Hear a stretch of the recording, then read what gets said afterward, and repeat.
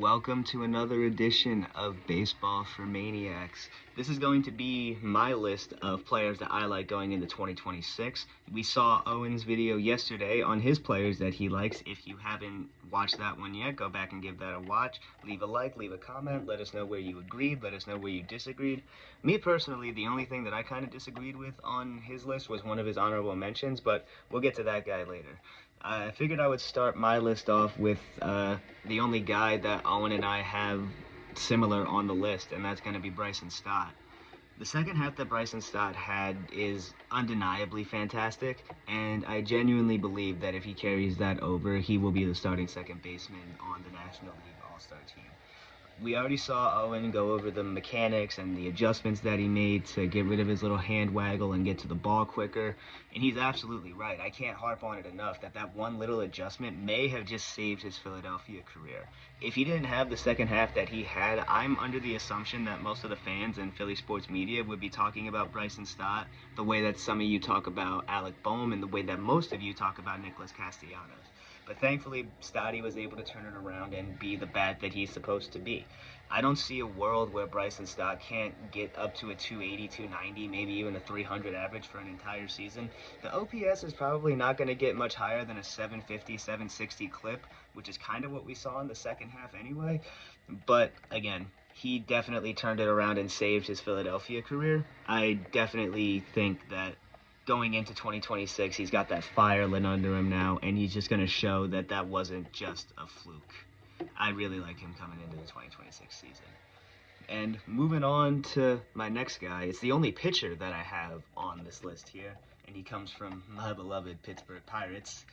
It's not Skeens, it's not Jared Jones, it's going to be their prospect, Bubba Chandler. Now, we did see him in 31 and a third coming into the majors, and he had a 4 ERA, but he did have 31 Ks, that's pretty much a strikeout an inning, which is pretty sick.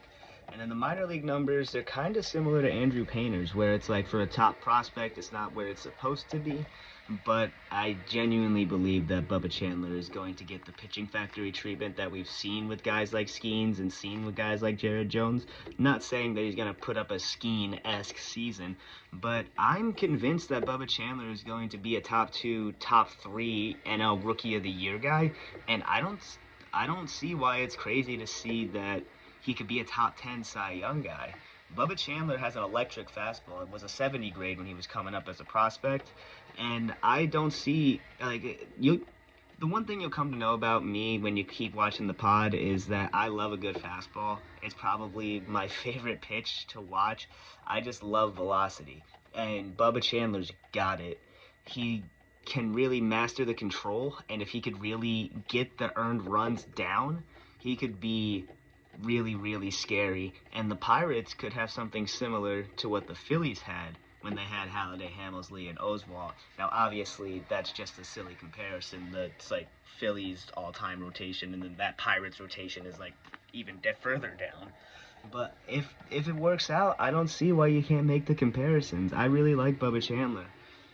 And now going on to another guy that I really liked who tore it up in the minor leagues, but he didn't look fantastic when he got called up, but you could say that about a lot of guys.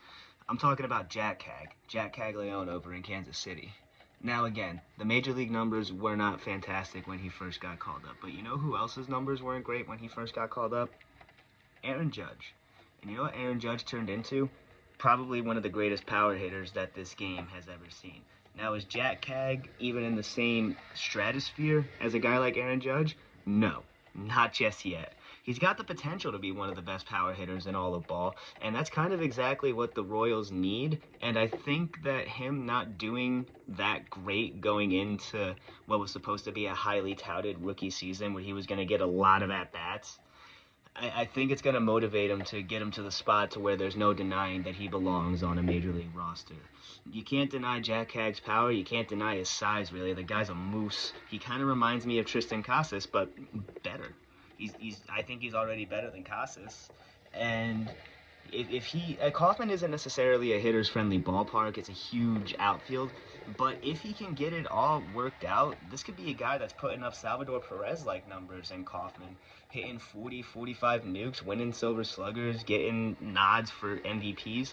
That's not this upcoming season, sure, but this could be a guy that gets into the home run derby. This could be a guy in like 5, 6 years' time. Could be a huge name when it comes to contract time or even trade talks if the Royals don't take that next step. This could be a guy that gets MVP votes in about 5 to 10 years. This could be a guy that's going to be top 5 in MVP for a long time. I really like what Jack Cag brings to the table, and I think it's going to work out for the Royals in the long run. It's really going to be interesting to see what they do at first base because I think Pasquantino is still over there. But either way, it's going to be interesting, and I think Jack Cag is going to explode. Kind of had half a heart to put Charlie Condon in here instead, but I don't know what the Rockies' plan is with him just yet. I know that Jack Cag is going to get a lot of at-bats, so that's why I went with him instead. And now going into my penultimate pick for players that I like going into 2026. It's the only Red Sox that I have on the list, and I'm going to be a homer for obvious reasons here because this kid really came up and changed the season. Now again, I still believe if we don't have Bregman, we don't make the playoffs. But if we also don't have this guy, we finish 4th in the division, in my opinion. Roman Anthony. Now obviously he got hurt and he couldn't finish out the season, but he looked phenomenal in the times that we saw Roman Anthony play. I remember the home run that he hit in Yankee Stadium, and it was just right then and there. You knew this kid was going to be a star. This was going to be a Red Sox name that was going to be in stories and campfire stories for the rest of time.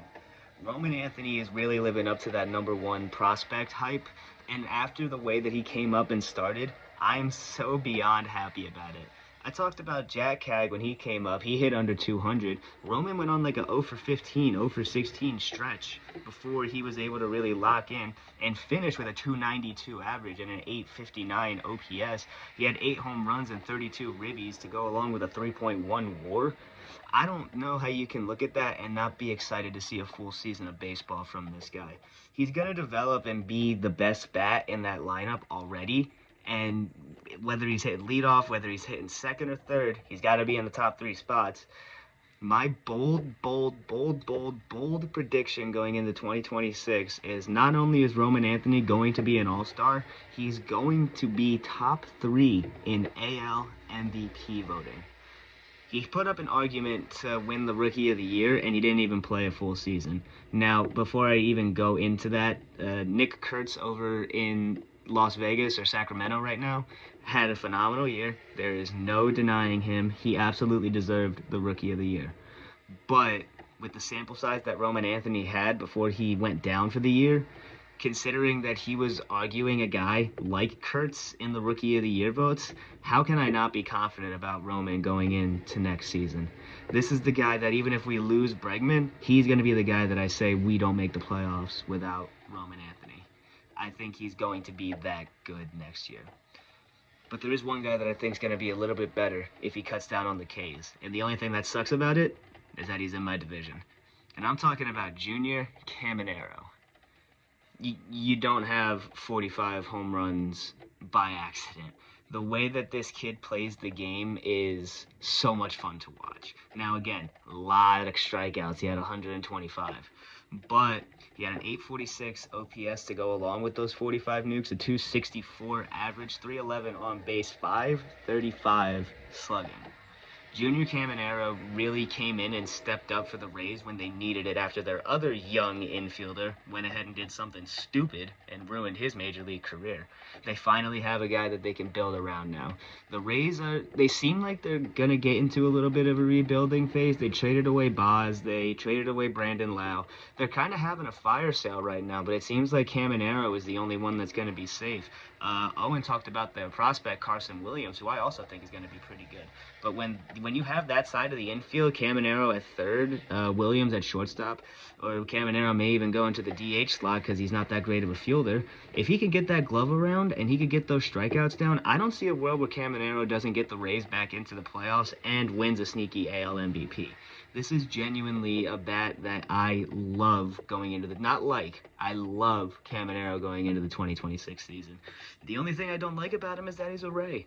I would love to see him ball out on any other franchise that isn't in my division. But the fact that I get to have fun watching Caminero ball out is more than fine with me, as long as he doesn't do it against the Red Sox. He can do it against everybody else, just don't do it against the Red Sox. But Junior Caminero, if he can really knock down those Ks, and he could really become more of a walks guy instead of a strikeout guy, and he could turn that glove around, I love what he could bring to Tampa Bay. I love what he could bring competition-wise to the AL East and keep it the best and most competitive division in all of baseball. But, yeah, those are my 5 guys that I like. I did have a honorable mention. I had Colson Montgomery, the shortstop from the Chicago White Sox. And just to be completely honest, I like the White Sox in general going into the 26th season. Not that they're going to win the division or anything like that. That is a snowball's chance in hell. But they could really be like a sneaky 75-plus win team, maybe even go 500. Colson Montgomery is somebody who's got unbelievable amounts of pop for a shortstop especially, and he's definitely somebody that a franchise can build around. They got Kyle Teal behind the plate. Braden Montgomery is supposed to be coming up in that organization anytime soon now. They got a lot of really young and hungry bats, and I'm pretty sure Chicago's tired of being a loser. And Colson Montgomery is going to be the guy that leads that charge going into the 2026 season. I wanted to put him on the list, but I really just think that the season that he had last year kind of spoke for itself. And I think that everybody kind of knows that he's going to break out going into the 26th season. Now, I guess I'll just get into the guy that I didn't like being on Owen's honorable mentions list, and that's Vaughn Grisham. It might just be for personal reasons, because that's the guy that we traded Chris Sale for. Don't even get me started. But I don't think Vaughn has anything to bring to the table. I like where his head's at with it, just being with the Angels and everything like that, but he's not going to get shortstop time with Zach Neto over there, so he's going to have to play second or third base. I think the Angels still have Christian Moore, if I'm not mistaken, and I don't know if Rengifo re-signed yet or if he left, but it's going to be tough for him to do it. I'm not rooting for the guy's downfall, but it's like I watched him play, so I'm not hoping for his downfall. I hope he does well. I hope he can really make up for what he was supposed to be, because Owen even said he was a top prospect when he was coming up in Atlanta. I got my sample size. I didn't like what I saw. I don't think he's going to have much to bring, but either way, that's my top 5. What do you guys think of my top 5? Leave a like, leave a comment. Let me know where you agree. Let me know where you disagree. And, yeah, I will catch you guys on the next one. Be good and stay safe.